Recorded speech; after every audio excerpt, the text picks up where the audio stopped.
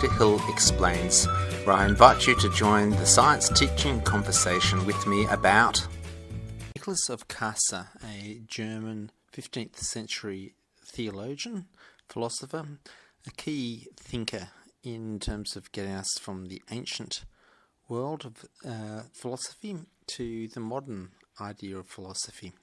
So it's interesting to look at. We've gone through so far, this is episode number 7, and we've actually slaved our way through some of his more intense thoughts, his pretty intense character. And just recently we went through idea that God is something you can't understand, and you can understand that. This is 2.3.2. God is the not other. Let's go through it. It's pretty hard. So, in der il non allude means on the not other from 1462. Nicholas returns to the ancient Platonic categories of the one and the other in order to reconstrue in novel language what Christians believe about the dependence of the creatures on their creator. Several of Cusa's, Cusa, Cusanus means the Latinized name, so they use Nicholas, and around later's work use verbal coinage or Latin neologism, which is a new words, as names or characterizations of God that are original with him, though they have earlier echoes to Christian Platoism.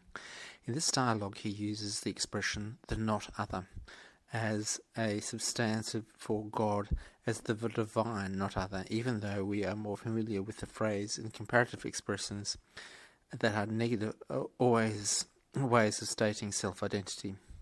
It's pretty amazing. For instance, the tree is not other than equals the same as identical with the tree. Amazing. When we use reason to recognize differences and to make distinctions, we are attempting to do justice to the plurality, the variety of natural and cultural realms with which we are most familiar. Even things of the same kind are different numerically, and speaking and thinking clearly about things and their features requires our differentiating what is determined about them. We expect them to stay the same as they are and to remain different from other things, and reflect this with our language of identity and difference when we describe and define what we perceive and understand. Here we go, this is pretty deep. Nicholas is attempting to capitalize on the way we differentiate created things to signal and symbolize their divine creator. While each created thing is not other than itself, so to speak, it certainly is other or different from other things. The created things are different from God as well, but Nicholas is proposing a way of naming God that will underline how God's difference from God's creatures is not even close to one creature's different from another's creature. God's difference is categorically different, so to speak, from another creature's otherness, from a second creature. Cusanus, or Nicholas of Cusa, can thus be paradoxically asserted that God is not other than anything God has created and sustaining in being. Indeed, we do well to think of God as the not other. Here's what Nicholas writes, quote, "Not other is not an other, nor is it other than any other, nor is it an other in another, for no other reason than it is not other, which can in no way be other, as if something there was lacking of it as another. For another," sorry, I'm going to laugh at this, "for another, which is other," stop laughing, for another which is other than something lacks that which is other. But not other, because it is not other than anything, does not lack anything, nor can be anything outside it. Very good. Lucky he didn't try that in an Australian pub, he just wouldn't get anywhere. We may paraphrase this other cryptic message as follows: the divine not other is simply not one of the things we are familiar with in the world we inhabit. All is multiplicity and difference, which each thing or state of affairs is other than different from every other existent thing or situation it obtains. Nicholas terms the multiple things we deal with as with others because each other is distinct from every other thing. Nicholas also proposes that such a finite thing possesses the lack of what things different from them possess.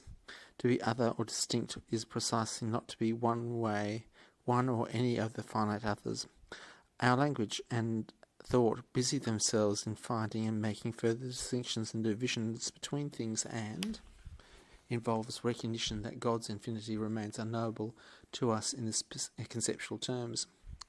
Okay, well, look, it was a bit of a hard ask to get me to read that other thing, especially after this cardiac thing. That's sort of like the top, sort of retraining my brain. Xanus, Nicholas of Cusa, proposes some possible indirect routes that will give us no positive insight or conceptual grasp of the divine essence. For instance, if we look to the very oppositions and contradictions that plague our normal thinking about God, we may do no more justice to the unique relationship between God and creatures. In his words, the oppositeness of opposites is oppositeness without oppositeness.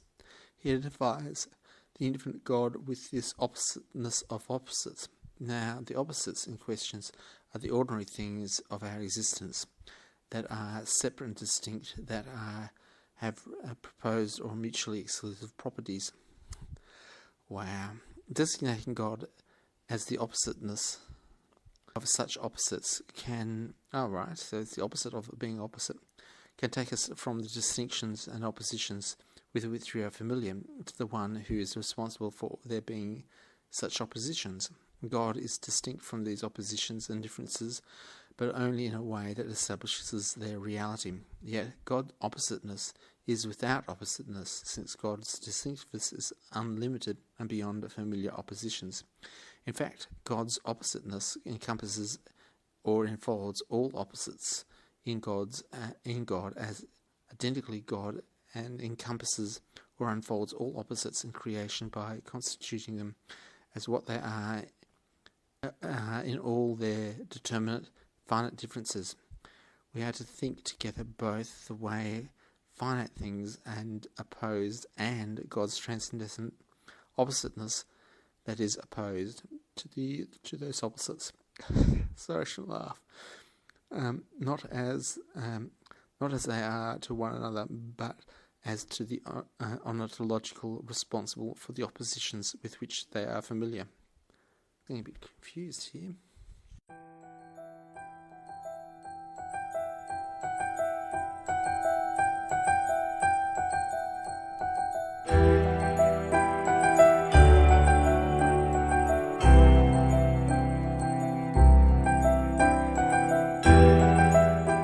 Another podcast, another story comes to a close.